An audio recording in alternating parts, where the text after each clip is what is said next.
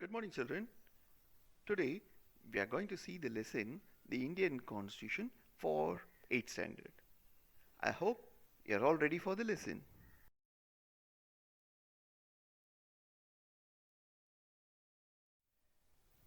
How many of you have heard the word Constitution?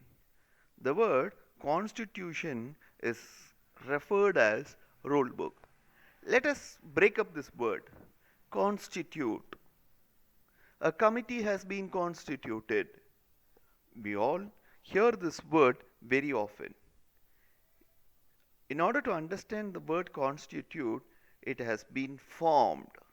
So, the constitution refers that which has been already formed and which has to be followed. Why do we need a constitution? As I earlier said, the constitution is a rule book which says what has to be followed. Does every country have a constitution? Yes. Every country in this world have a constitution and it has several purposes. It tells what the citizen is looking for. It tells what a society has to do. It tells what are the country has been looking for with the different communities. It also tells what the principles that all persons in the country can agree and which can be followed and how they can be governed. It also tells what is the type of government which can be followed, which can be formed, and how they uphold the people's values. The constitution also tells how the country's political system is the form of government what it has. There are different types of government which you have. One is led by the king, which is called as the monarchy, where people elect and form a government is called as democracy. For example, Nepal, our neighboring country, was having a constitution which was ruled by the king and his council of ministers. In a country where people adopt or follow a democratic form of government, the constitution plays a very vital role. It tells how the decision making body will act upon. With respect to our Indian constitution, let us understand what are the key features. We are going to discuss and talk about four key features. One is federalism, the second one is the parliamentary form of government, the third one is the separation of powers, and the last one is the fundamental rights. We will discuss in detail about each thing in the coming slides. What does federalism mean? Federalism means where there are more than one level of government in the country. You must be wondering, what does more than one level of government mean? In simple words, there might be more than one type of government which are ruling the same set of people.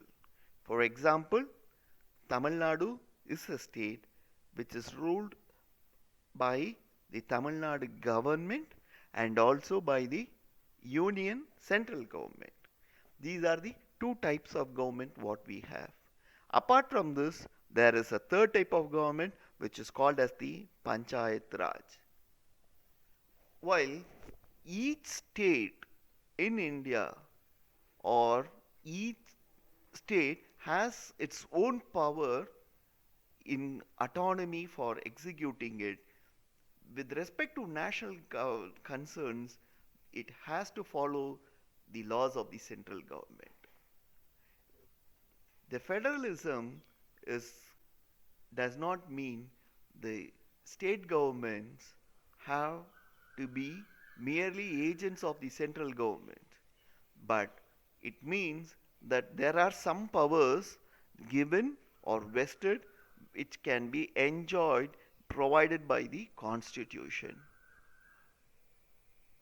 All the persons in India are governed by the policies made by the each level of government. The parliamentary form of government means that their representatives are elected by the people directly. The constitution guarantees for universal adult franchisee. I beg your pardon. I'll repeat, it is universal adult franchisee for all citizens. The word universal adult franchisee means that any person, every citizen in this country can contest in elections and they can take part in the elections also. It does not care about their social background, and irrespective of the gender, they can contest.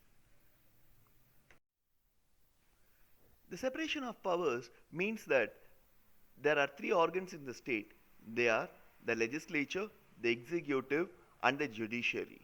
The legislature refers to the representatives elected by the people directly or indirectly. The executive is the group of people who are responsible in implementing and running the government. For example, legislature means where the MLAs and MPs are elected. The executive is the officers who are implementing the laws which are framed. For example, the police is an executive where they ensure that the law and order is followed strictly. The judiciary refers to the system of courts in this country. In order to prevent if there is any misuse, or if the people feel that the constitution says that these organs should exercise different powers, there is a check and balance to ensure that there is a clarity between all these three. The fundamental right, it is the rights for each citizen, and it is provided by the constitution. The constitution guarantees that the rights of the individuals against the state as well as against other individuals. The constitution also guarantees the rights for the minorities against the majority. The fundamental rights also ensures that constitution has also called a directive principle of state policy.